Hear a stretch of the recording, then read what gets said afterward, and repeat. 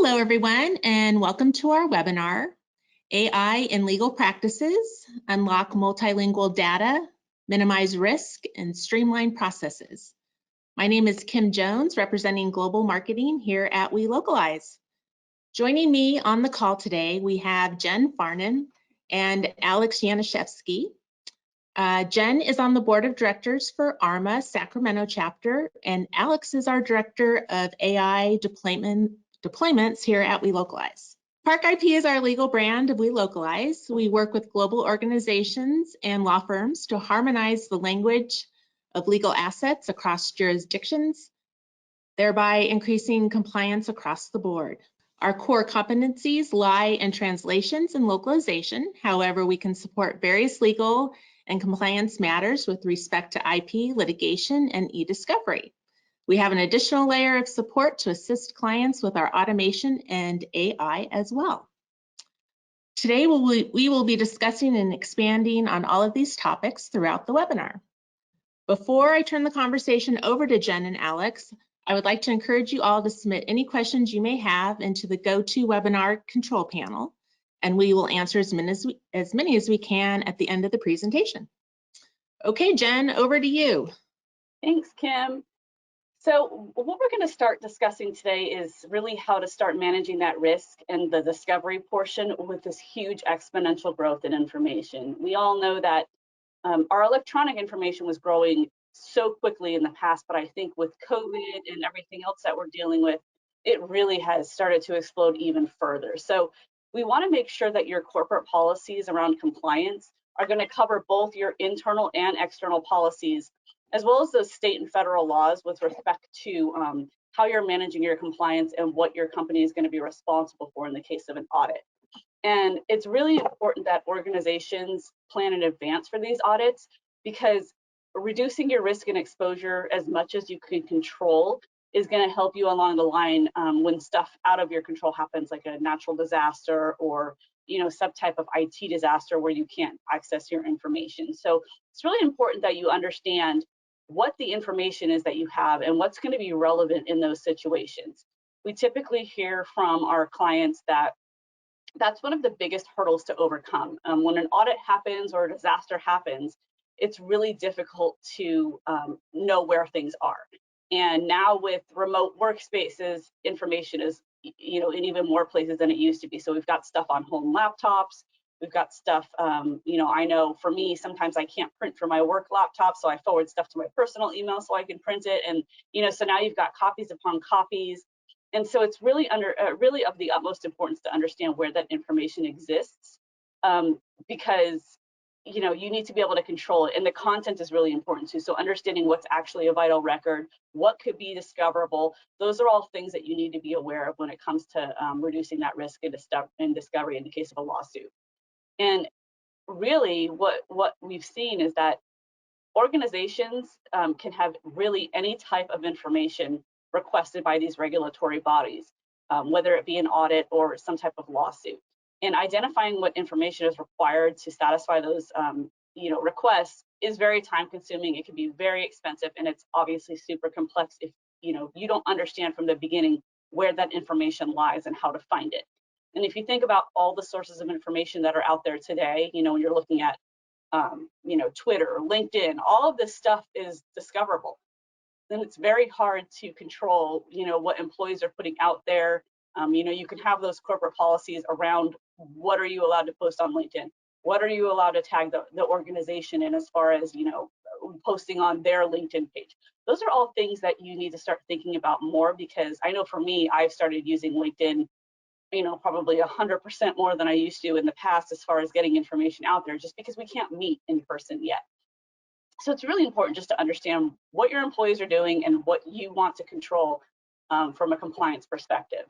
And then, like I said, and unfortunately, all this information, it can be requested. So if there's a lawsuit or an audit, an employee gets sick with COVID and you need to prove that you were taking the appropriate, guidelines and following some sort of dictated process for, taking temperatures or, tracking your employees, making sure they wear masks, all of that stuff can be audited. And so it's really important that along with, putting those procedures in place to keep your employees safe, you also need to be able to prove that you've done so. So just, think about some of that stuff. It wasn't very relevant in the past. I never thought about audits of that type, but it's very relevant in the current landscape. And with the remote operations that are going on, I mean, I don't even have an office anymore. And there's really nothing to go back to. So I'm probably going to be remote for the foreseeable future. And that gives you an opportunity to have a lot of data leakage. That's combined with all of the employees that are doing so. There's a huge increase in potential data leakage there. And so it's really important that you understand that and start putting policies in place to mitigate that risk up front in the case that something does happen down the line. As we discussed, the main areas of risk are going to be kind of exemplified when there are language barriers present too. So you have issues with just remote working in general with the data. But what I've kind of started happening, happening in my world is that our workforces have been consolidated. So where it used to be North America, South America, now it's the Americas. And so I'm getting emails from, folks in, Mexico, over in Spain, Canada. I'm getting French Canadian. So it's something new that was added to the complexity of our daily life. And that need for documents in multiple locations starts creating redundancies in copies. You get this huge digital footprint. So you need to make sure that your policy is going to incorporate new rules and regulations for the way that we're doing business today. Legal, business operations, those are all very different than they used to be, especially from an internal team perspective. So it's really important to think about that stuff and get ahead of it. There are also increased regulations from outside governing bodies. So we all know that pretty much every January, we have a whole list of things that come out that we cannot do, or that we have, a limited amount of time to fix or, put in place. So you need to understand that, as well as what's changing in your business. And emailing documents across borders, that's a potential data breach. There's the GDPR, there's Safe Harbor, all of that stuff, especially with personal information. Now that we're working remotely, there's an issue with things being emailed that shouldn't. So it's really important to understand that and make sure that your employees are aware of it, so that you can mitigate that from happening and reduce your risk. And with the language barrier that we spoke about, vital information is really being lost in translation. When you don't have somebody, kind of sitting next to you, or you're working with, different countries, different languages, you really start to have a much more complex problem when it comes to sharing that information and building the policies around it too, because not only can you not communicate, but you also have to ensure that your employees are aware of all these new policies and procedures that we've been talking about. Also needs to be available to them in all of their languages, and it needs to be accurate and clear, so that if you're audited in a different country, you can be confident in that information too. So what, kind of the way in the past was, we would use Google Translate or Microsoft, some type of online tool to, quickly translate something. If you get an email from, your coworker down in Spain or down in Mexico or wherever you might be, the quickest way to answer them is to translate it into English and then write something and translate it back into Spanish and send it. But the problem is that, one, you have inconsistent quality. So you really don't know if what you've translated is correct, because you're at the mercy of an online tool. You have no way to audit it. You don't know if it's right or wrong. So there could be a big issue if you're talking with a client and you send something crazy because you don't know. That could be a problem.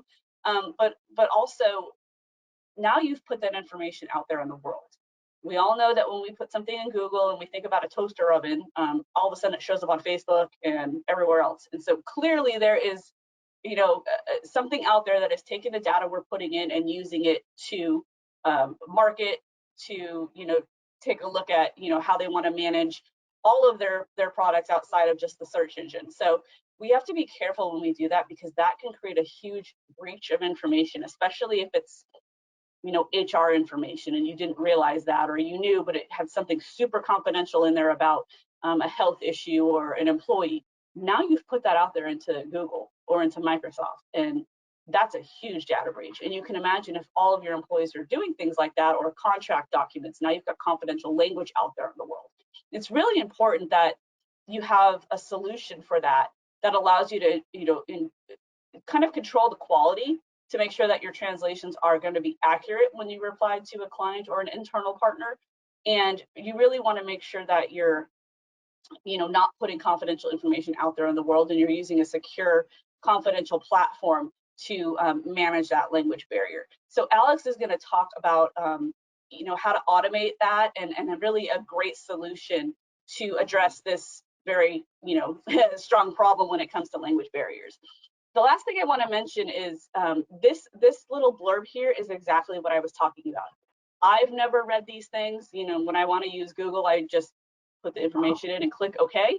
But this basically gives the online service provider the opportunity to use your information any way they wish. So this is really what the problem is when you put something into Google. Now it really becomes their information as well. So Alex is going to discuss a much safer and compliant way to address that problem. Great. Hi, everyone. This is Alex Januszewski. Jen or Kim, do you mind confirming that you could see my screen? Yes, we can see your screen. Okay, great, perfect. Right, so I'm Alex Januszewski. I'm Director of AI Deployments. I've been at WeLocalize 10 years in the translation localization industry for much more than that. So my background is in linguistics. So I'm going to talk a little bit what Jen mentioned here with respect to security and confidentiality, because that's going to be part of machine translation, of getting content translated into English. Before we do that, and before we go to the demo, just kind of skipping ahead, I wanted to spend a little bit of time explaining what artificial intelligence is and what machine learning is and how machine translation is a part of that, right? And that'll kind of set the framework, the scene for the demo that we'll see of translating from one language into another. So we'll kind of have this crash course on AI and ML machine learning, and I'll try to keep it fun and lighthearted and entertaining as much as I can. So let's start off with this example. One of these sentences was actually written by a human being. Two of these sentences were written by a machine, where it was given a prompt of the first sentence, and then it created the second sentence. So I won't go around to everyone in the room. I'll just give you a few seconds to take a look at them and see if for yourself you can answer which one is which.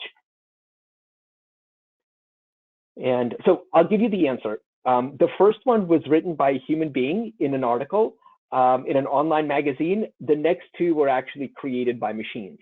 Now, you may have been able to figure that out, but the thing that I want to stress here is hopefully there was a little bit of hesitation where sentence 2 and sentence 3 were close enough that you were kind of beginning to think that, hey, maybe this could be a human being rather than the machine, right?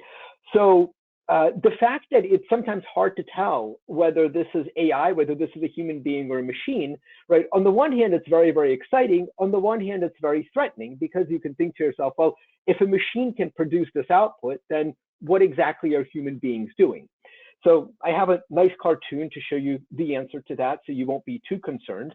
So here we can take a look at this robot that was created that's supposed to kick a soccer ball and fails very, very miserably, right? So essentially, don't worry, we're not going to lose our jobs just yet, right? So really what I want to get across here, and you'll see this as kind of the leitmotif for my conversation, for my talk, is that ideally what's going to happen is the machine is going to be doing kind of low-level grunt work that it's very good at, and we as human beings are going to be coming in and doing analysis. But in order for the machine to do this low-level grunt work, with lots and lots of calculations, we need to teach the machine how to do that so it doesn't fall flat on its behind as it tries to kick a soccer ball.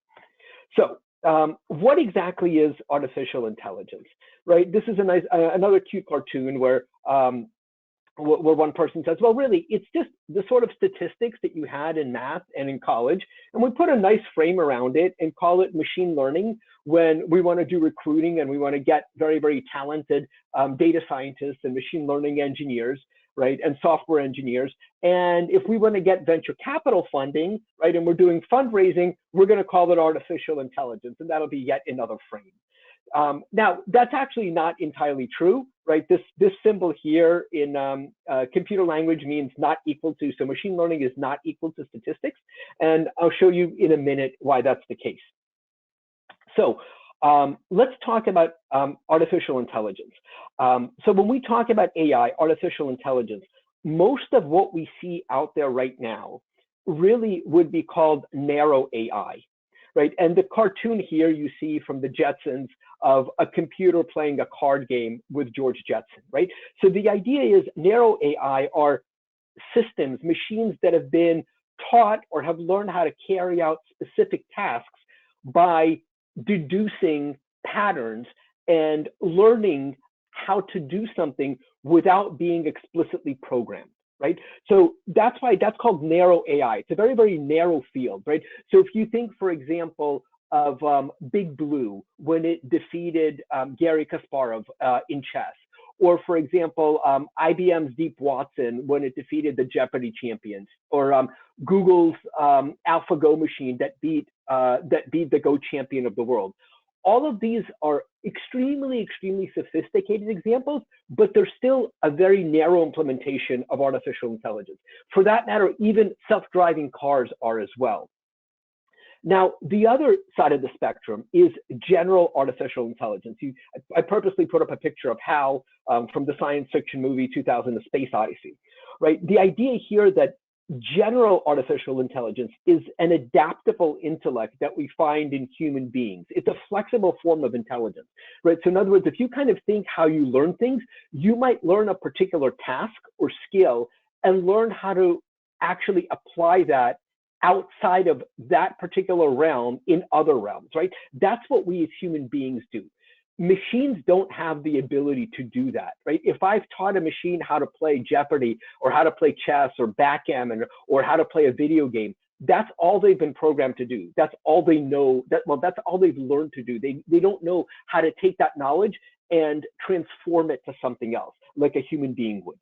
And that's why, by and large, general AI really doesn't exist today. And in fact, most of the AI experts are still debating how soon it will become a reality, right? So we're probably quite a ways off from this, right? We're still in this realm over here where we could do things and do them very successfully, but in a very narrow, specified range. So now let's actually unpack a little bit of what we mean by artificial intelligence. So in the mass media, you'll find, for example, AI, artificial intelligence, machine learning being used almost interchangeably. You may have also heard about terms like deep learning or neural networks. They're actually, for a data scientist or machine learning engineer, they're actually separate. They're very, very related to each other, but they're very separate. So the bigger circle, the broad circle here in dark blue, is artificial intelligence. So that basically means that it's a program that can reason, that can act, that can adapt, and it can perform tasks that are characteristics of human intelligence, right? Again, narrow AI, like we saw in the last slide, right? So they're characteristic of some forms of human intelligence. Now, machine learning and deep learning are the ways that we get there, right? So machine learning is basically a set of algorithms. It's the ability for a machine to learn without being explicitly programmed. So what I mean by that is, if you think of kind of traditional programming, I tell a computer, a piece of software, if this, then do something else. If this, do another thing, right? In machine learning, we don't do that. We present the machine with a bunch of data, and the machine, vis-a-vis the algorithms, learns how to build models and predict. And we'll talk in a few slides about how it does that. Now, within machine learning, there's a field that has gained traction very recently, and this is state of the art, and it's called deep learning. And that's what machine translations are based on. So it's basically deep learning and neural networks. So neural networks, if you imagine how we have neurons in our brain, it's supposed to very loosely model how the brain works, right? So I know that that sounds kind of very abstract and very conceptual. So I'll try to give you kind of a better example to explain how it could work. So let's say I show you a picture of this object, right? If I stop for a moment and I ask all of you, what is this? I would imagine that most of you within a split second would either say, this is a dog leash, or you might say this is a leash. And if I said, okay, well, if it's a leash, what do you use it for? You'd say, well, you'd use it to walk a dog, right? I imagine most of you would give me that as the answer. And within a matter of seconds, if not a split second. Now, if I try to ask you to kind of reverse engineer and work backwards and try to figure out what you did, right? now we're going to try to, this mimics what a neural network does. So for example, you would say, okay, if this object is a leash, it's a dog leash, I know that it can't be used for a bird or it can't be used for a fish. It must be used for a domesticated animal, right? So I already have context and I'm beginning to narrow down what this leash can be used for. Okay, so if I have a domesticated animal, right? Oh, sure, there are mammals like, for example, hippopotami, rhinoceri, cows, right? You're typically not going to take them for a walk around the neighborhood on a dog leash, right? Or on a leash, rather, right? So that further narrows your field. So you might say, okay, so if it's a domesticated animal, right? So it's got to be a cat, but you're probably not going to take a cat for a walk. The cat's not going to be happy and you'll come back with a bunch of scratches. It could conceivably be a ferret, right? But the probability of seeing ferrets when you go for a walk are fairly slim. So though it's possible, it's highly unlikely, right? And so most likely it's going to be a dog, right? So that's how we kind of get to an answer, but we get to that answer very, very quickly. So what I've just described to you, that idea of context and filtering out and getting to the right answer, that's essentially that higher probability. That's essentially what a neural network does, right? And that's why it's smart enough when you give it the word bank, right? If you say translate the word bank into another language, it's going to know by context whether you're referring to a financial institution where you deposit checks and withdraw money, or you're referring to a riverbank, right? A shore of a riverbank where you might go fishing or kayaking or have a nice picnic, right? So that's kind of the idea of how neural networks work. So I'm sure you've seen this quite a bit when you've gone to websites that ask you to prove that you're not a robot, right? They're called CAPTCHAs. And so this is basically a sneaky, underhanded way of getting you to do labeling for companies, right? So what do I mean by that? We've got machine learning algorithms, right? That's great. But without data, without lots of data, we're not going to be able to teach the engine, to teach a model how to make predictions that are accurate, right? So think of it kind of, if you have ingredients to bake a cake, right? If you have the right ingredients, but you don't know the proportions and you don't know for how long to put it in the oven, you might make something that tastes very, very good, or you might make something that tastes absolutely awful, right? So it's the same idea here. Part of the reason why when you do credit card fraud detection, right, and your credit card company or your bank calls you, they're not calling you every single day, right? They're generally calling you when something is anomalous, right? You're sitting at home and all of a sudden you see charges because someone across the world decided to get a hotel room or order Uber Eats, right? And the credit card company, having enough data of your behavior, knows that, hey, this is anomalous. Let me call them and find out what's going on, right? So the way this gets back to the CAPTCHA is we need, in order to build these models that are accurate, we need lots and lots of data, right? So here they're asking you to label tractors, but also in labeling tractors, you're also labeling things that are not tractors, right? So they immediately know what's correct and what's incorrect, right? And that's how they get all of these reams of data to make accurate predictions. Now, the business outcomes for this are we see improved processes, we see a lower cost because we've got these rote tasks that are now being done by machines and presumably being done in a threshold that's very, very adequate, satisfactory, so we can do more elevated things, right? And it also improves productivity for us, right? So some examples of where artificial intelligence is used, right? So I showed you that CAPTCHA. It's used for things like this. This box will tell me that this is a person, right? And we could tell by the pixels that represent a person's face that they're different from a horse, from a dog, from a car, or from another person, right? So things like face recognition, right? Things like I can tell the difference between a dog and a cat because the shape of their ears are different, the shape of their snout, the shape of their face is different, right? That's what this all has to do with images. We also use it for medical imaging, right? We can look for particular areas in the brain and detect diseases.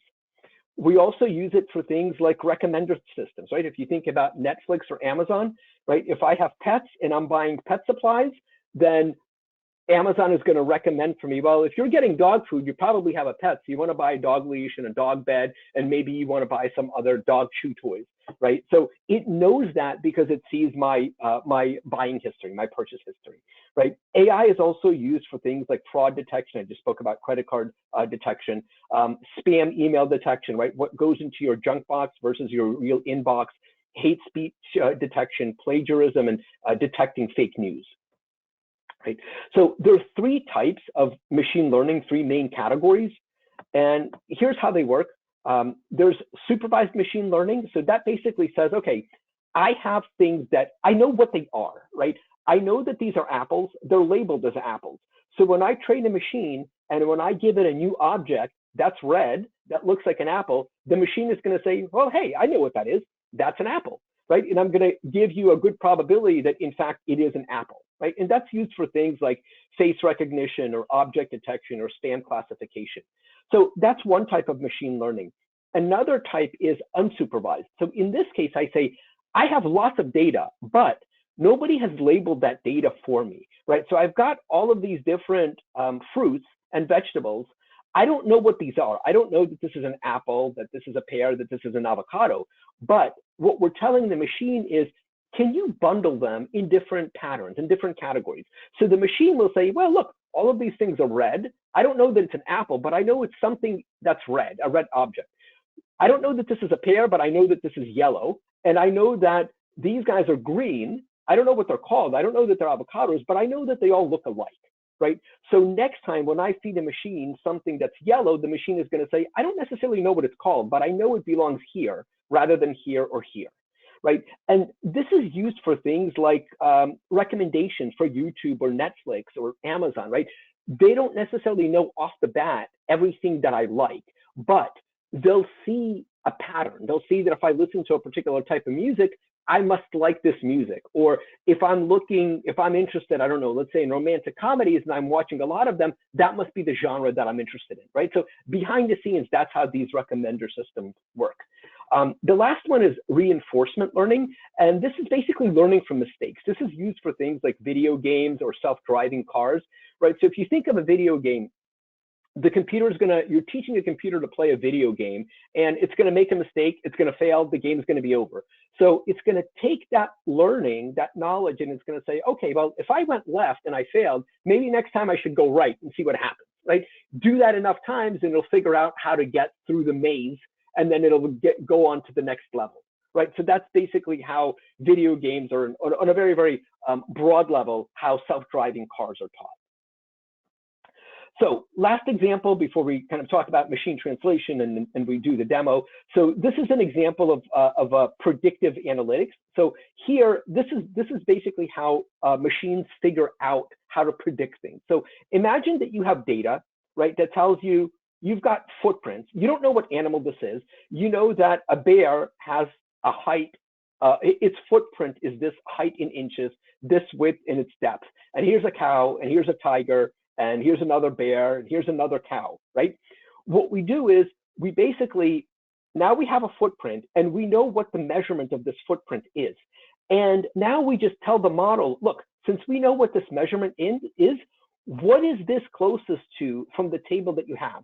And the model basically does its mathematical calculation. You see this nice red line here that's moving, and it basically says, okay, I'm going to keep on moving until I hit as many blue points as possible, right? At this point, I get as many things close to, this red line is as close to as many blue points as possible. That's my mathematical calculation. And now when I get something like this, I can figure out what it's closest to, right? So the model will take a look at this and say, well, look, lo and behold, it's closest to a bear. So this footprint is most likely to be a bear, right? And that's how you get answers like, hey, is this a person? Is this a car? Is this a cat? Or is this a dog, etc. Right? In a nutshell, that's how things work behind the scenes. So let's actually kind of apply this to our world, where we're going to talk about machine translation, which is based on deep learning or neural networks and how it's used for litigation. Right? So the idea here is, imagine this is going to be an example with a very popular e-discovery platform called Relativity. But the idea is you're doing litigation, you have slews, hundreds, thousands, tens of thousands of documents that have been imported into an e-discovery platform. Now, the problem is that a lot of them are going to be in English, but as Jen said, not always, because you're dealing with multinational companies. Some of these might be in Japanese, in Korean, in Spanish, Russian, Arabic, etc. Now, we could go to a human being, right? We could find a Japanese attorney, someone who's bilingual, and that person is going to be very hard to find, and it's going to be very, very costly. And that person is still not going to be able to handle terabytes of data, right? So this is where this kind of synchrony between machines and human beings are very, very useful, right? So essentially what we can do is we could take this text, we could have a machine that will identify all of the language or languages in this piece of text, send that over for machine translation, get it translated, and now we have a human being come in here, typically a paralegal or a junior attorney, who would say, okay, now that you've translated this into English, what of this is responsive? What of this is hot and I can actually use in my case? That can go over for human translation by us, and then certified human translation. And now the human translation is used for production submission. Now, what's really important is all of these tens of thousands of documents couldn't be done by a human being. What we're doing is, imagine an inverted pyramid where we're saying, look, we've got a bunch of documents, and let's say 95% of them go here to machine translation. It's much faster and much cheaper. So when we get here, this represents maybe 5–10% of your data, and it's already been validated by a human being, right? So this is kind of a nice example of how a machine and a human being work together, and it's cheaper, it's faster, it's more productive. So this is ultimately going to be leading up to our demo, right? So essentially, this plugin that I'll be showing you, what it does is it allows you to do machine translation either using a generic or trained engine. I'll show you in a moment why a trained engine is important. And then it does lots of really clever linguistic stuff, like it does language identification for each sentence, and then it reassembles it in the correct order. It does things like GDPR compliance analysis, because not only is the translation important, but what is in the translation when you get it back, right? You'll have your text in English, but you may be looking for names of organizations or names of people or locations. And this GDPR compliance will actually flag those entities for you to make it easier to find. And then there's some nice things like email notifications, because watching translation is as exciting as watching paint dry. You obviously want to be doing your job, and then when it's done, you'll get an email notification telling you to go back into the system and start validating, and then some really, really nice dashboards. So I spoke a bit about training machine translation, and why is this important? So imagine you have a fairly innocuous term like the word driver, right? In English, driver, depending on the context, can mean a myriad of things. It could be a golf club. It could be a motor vehicle operator, from Lyft, from Uber, a taxi driver, right? Or if we're dealing with HP or Canon, it could be a device driver or a printer driver. Right? Now, imagine my case has to do with printers, and I'm doing a case where HP is involved. If I start translating the word printer as a golf club, it's going to be not only wrong, but it's going to be horribly embarrassing, right? And the same thing if I translated printer driver as a motor vehicle operator, right?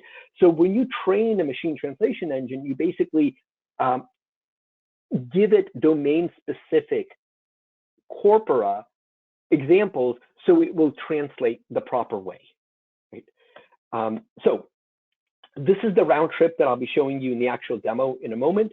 So what we're going to do is we're going to take this text over here, and you can see that here's one language, here's the beginning of another language. We're going to identify what all of these languages are, and then we're going to get it translated. And once it's translated, we could start looking for entities, like Luminex is the name of an organization, right? And as Jen said, the important thing here is if you took this text and just willy-nilly copy-pasted it into Google Translate or into Microsoft, if you read that fine print, you're basically telling Microsoft and Google, give me the translation, great, but now you can mine my data to learn how to improve your baseline engines. In our case, because we're doing this via API, all of this is done in a secure and confidential environment, and we don't retain your data. So the moment that this translation happens, it comes back to you, and we don't retain it on our servers. So another thing that I'll be showing you is we have like these nice dashboards that allow you to look at different cases and see what the usage is for different cases if you've got different departments working in your group. as well as different languages. So you might say, I know that for this case, I'm working on Spanish. In this case, it's Russian. In another case, it's Japanese. So let's take a look at this actually in real life and see how it works. So here we are in relativity, and here's an example of something, a translation that we did, where we took the text, it got translated, we identified the languages, and here we have a geopolitical entity, we have an organization, right? So these are things that have to do with GDPR analysis. Again, I'm not an attorney, so I couldn't tell you whether this is responsive or not, but it helps you find your keywords a little bit quicker. So let's actually kind of play along. So let's say I have a piece of text here. It's in a few languages. I don't know what they are. They're clearly not English. So I can simply press the link. The link is going to open up for me in a different viewer. And once it does, I have a couple of options here. So what I can do is I can select the text and I can translate some of it, or I can go ahead and translate all of it. In most cases, you'd obviously want to translate the entire text. So I'm going to press that. And here's the part that's very, very interesting. So we're doing language identification now, and literally within a matter of a few seconds, okay, even before I finish speaking, we have our translation. So what happened behind the scenes is actually fairly sophisticated. If you look here, you'll see that there are several different sentences here. The first two sentences are in Russian. The next sentence is in Spanish, and the last sentence is in Korean. So what we did behind the scenes is we said, okay, this is sentence 1, Russian. This is sentence 2, Russian. This is sentence 3, Spanish, and sentence 4 in Korean, right? And what we did is we ID'd each sentence. We translated them all by different engines, by different machine translation engines at the same time, and then we reassembled them in the correct order. Now, just to show you that I'm not cheating, even if you don't speak Russian or Spanish or Korean, you could follow along with the numbers, and you'll see that here in the Spanish section, you've got a 1-800 number and a 15512 number, and here it is over here. And the last sentence, which is in Korean, I don't speak Korean, I don't read Korean, you see the number 19 and 14, and in fact, you see the same thing mentioned here, COVID-19 and the 14th of next month, right? So we've reassembled everything in the correct order.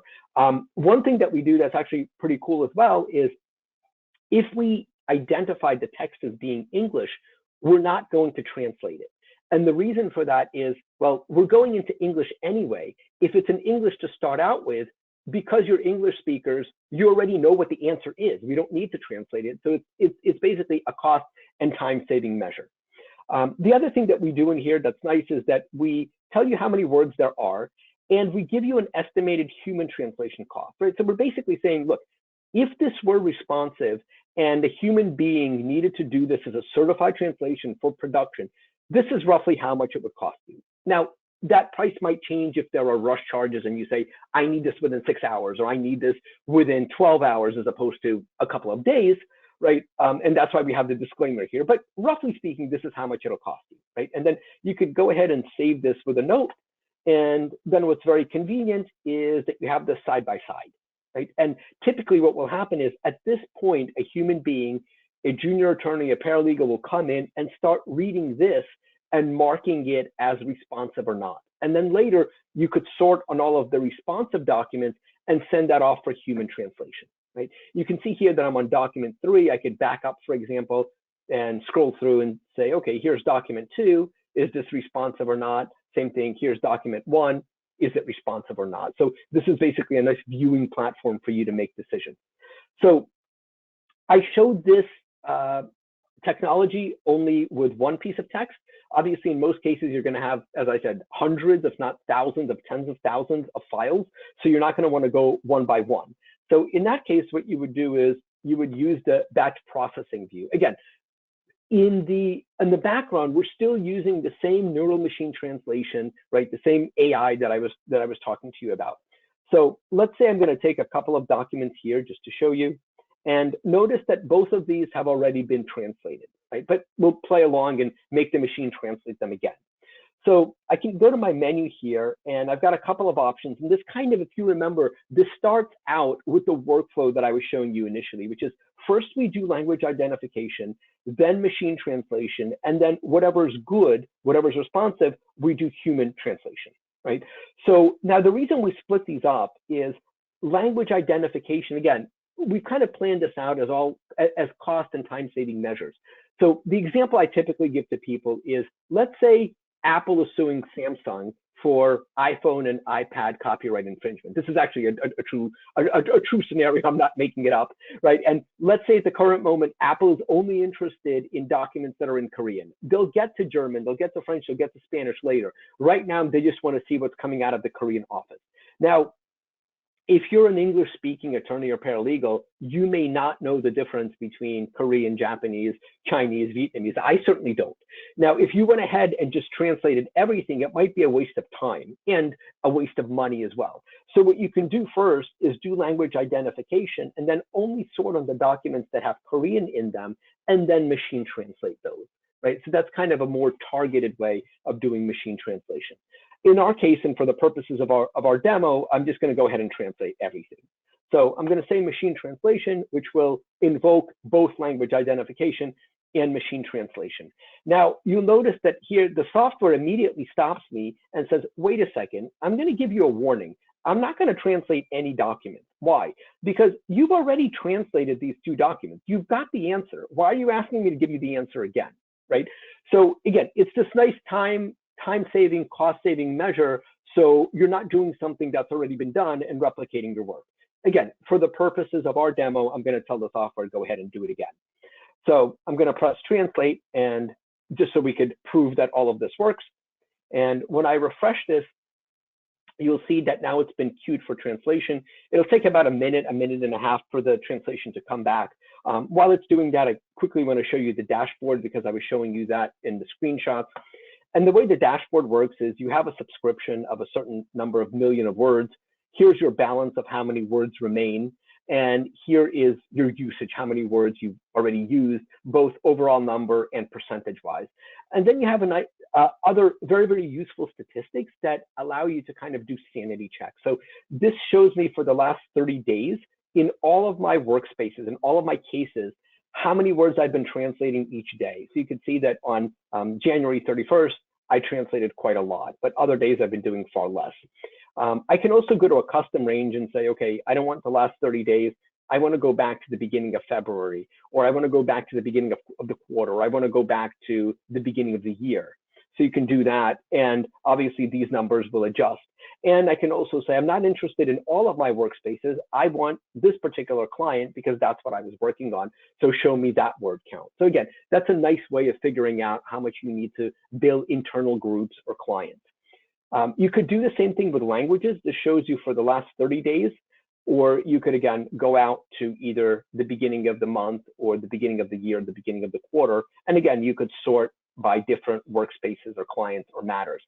The reason this is nice is that this is a great sanity check. Imagine I'm doing a case in Japanese. Presumably Japanese should be right on top with the most usage, right? And also what this is telling me is, look, you haven't actually used Japanese for the last 17 days, but you've been using Korean, Russian, and Spanish, which is in fact true. We have been using them today in our demo, right? Hence the date.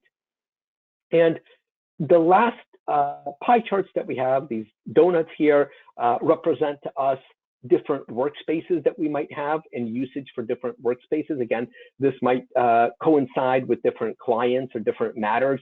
We could do the same thing by different matter type or different client, right? So it's just a nice way of being able to see what your workload is and how that workload is distributed.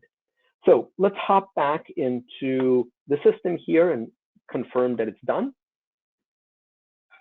So here we are. You can see that our status is that it's a success. These are the 3 languages we found. The number in parentheses is the number of words for each language. You could see our translated text over here. And here's that GDPR that I was telling you, where we found a geopolitical entity, the name of an organization, and the name of a couple of other organizations. And if there isn't enough room, enough real estate on the screen to see this, you can basically click on the link. It will open up for you in the viewer mode. And in the viewer mode, what's nice is you'll see them side by side and you can scroll for documents that are very, very long. So let me go ahead and stop here if you have any questions for Jen or for myself.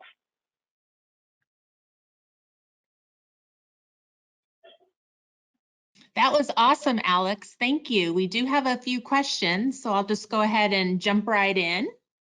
The first question is for Alex. Can you expand on confidentiality with respect to MT? Yes. So there are two types of confidentiality. Basically, the workflow is we get a request from the plugin coming to us, and we route that request typically to a customized engine at a Microsoft or Google.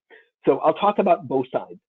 We're early access partners of Microsoft, Google, Amazon, and we have API accounts with them, and we can actually provide documentation agreements with them that say that your data is not tracked nor used to train their baseline engines. And there's confidentiality on the part of Microsoft, Amazon, or Google. Now, the same thing is true for us. We're an ISO certified organization. We can give you proof that we don't retain any of your data. And essentially, the moment we're done translating, we pass the translation on to you. We don't retain it. And the mechanism with which we get the request and send the request back to you is secure HTTPS. So that's basically a short answer. I mean, if anyone is interested, please, you see our contact information. I'm happy to give you all of the granular details of how and why it's secure on both sides. Thanks, Alex. I'll just go ahead and pop that up on the screen now. Another question for you, Alex, is to expand on how language identification works. Yeah, so that's actually a nice, sorry, I'm gonna become a linguistic nerd now because that's my background. I can't help myself, but it's a cool explanation. So if you go into something like a Google Translate or Microsoft and you do detect language, or you go into, if you know relativity, it has only one language ID algorithm, meaning that if the sentence is long, it increases the probability that it'll figure out what language it is, because the more words you give it, the more it has something to latch onto. If you have a very short sentence like Dr. Smith, that could essentially be any Latin language. It could be English, it could just as well be Spanish, Danish, whatever, right? So essentially, the longer the sentence is, the better shot that you have of figuring out what the language is. Now, in our case, because we're paranoid, we actually use 5 different language IDs rather than 1, right? And the reason behind that is simply we want to hedge our bets. So what we do is we go to 5 different algorithms and we say, what language is it? And kind of like going to 5 different judges, right? And if 3 of them say it's Spanish, 1 say it's Portuguese, 1 of them say it's French, we're going to say, well, majority says that it's Spanish, so the likelihood is higher probability that it's Spanish, therefore we'll regard it as such. So that's kind of basically the way we're trying to hedge our bets and improving that we get the correct language. Perfect. Jen, this question is for you. How do we use this information in our daily legal processes? So the nice thing about what Alex has showed us is it's a great way to reduce cost and really improve the quality of what you're going to be doing and how you're using your time.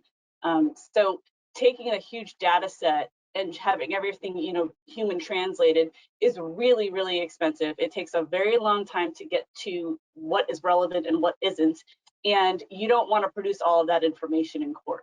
So what this gives you the opportunity to do is identify the data set, which is a little bit easier, and then send everything through to get everything that's pertinent out of that information and allow you to focus and do that pre-discovery work beforehand, and then send the relevant documents over for human translation to use in the case of submission to court or for some type of deposition, things like that. So what it really allows you to do is improve the quality of what you're doing and really keep your costs down when it comes to the translation piece. And it just improves efficiency overall for your organization or your firm.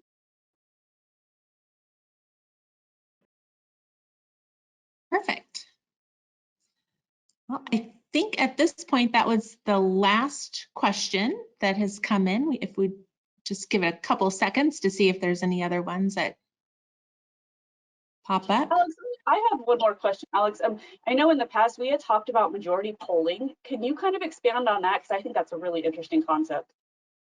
Yeah, so that's that idea of the language identification that we were talking about, where we have these 5 different algorithms, and we give each one a say. So if there's a tie, and the reason we actually chose 5 of them is so we can break a tie. So if it's 1-to-1 or 2-to-2, we let a 5th one figure out what it is. And we've actually found that it does help quite a bit, because there are some languages that are very close to each other, like Spanish and Catalan are very close to each other. Danish and Norwegian are close to each other. So it's a way for us to distinguish. And the important point is, if you're getting the language identification right, you're basically getting the machine translation right. Because if you're choosing the wrong language, you are not going to get a machine translation at all, or get partial machine translation. Okay, well, before we sign off, I'd like to again thank Jen and Alex for their time and expertise. Again, their contact information is up on the screen if you'd like to reach out and learn more, or if you have any additional questions. And I'd like to thank everyone again for attending today's webinar, and we hope you found it beneficial, and have a great rest of the week. Thanks, everyone. Thank you, everyone. Bye.